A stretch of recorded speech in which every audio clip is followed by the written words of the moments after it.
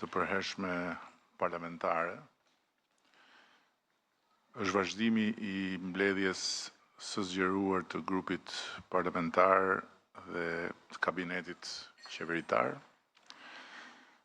për të nisur një diskutim së bashku rreth dimensionit të partisë në fazën e re ku ka hyrë vendi dhe ku kemi hyrë edhe ne si shumicë qeverisë.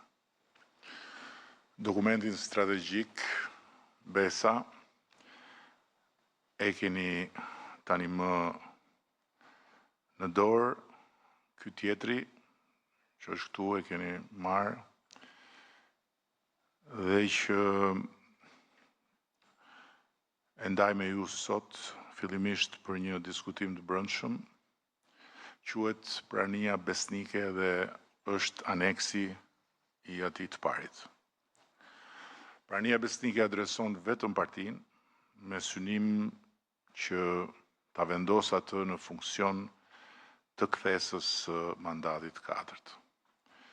Dhe nëse herën e shkuar fola për qeverisjen e kësaj faze të re, sot duhet të flas për makinerinë tonë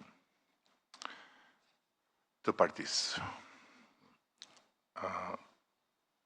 Dhe duhet ju them se paralelisht me reflektimin përpara pasqyrës bulevardit të Flamingove,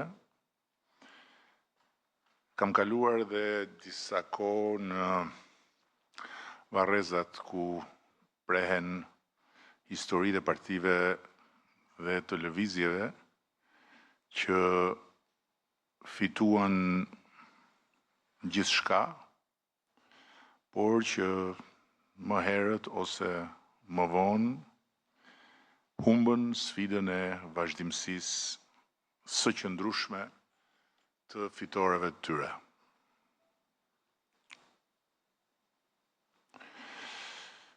Të gjithë gurët në ato Varreza kanë të njëjtin mbishkrim.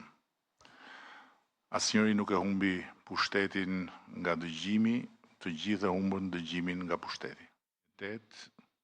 Me lëvizjen më të madhe vullnetare që kishte parë historia e demokracisë amerikane.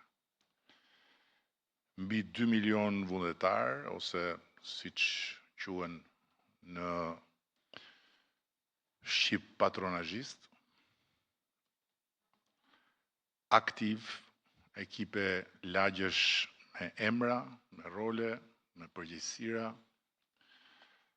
të matshme dhe të matura çdo javë, si dhe 13 milion adresa njerëzish të lidhur me kauzën. Një muaj pas fitores, cilën askush nuk e parashikoi në fillim, pastaj gjithë bota e admiroi në fund, ajo lëvizje vulkanike u ftoh, rrjeti nuk u zhduk formalisht, po u fut brenda zyrave të administratës dhe u vënë shërbim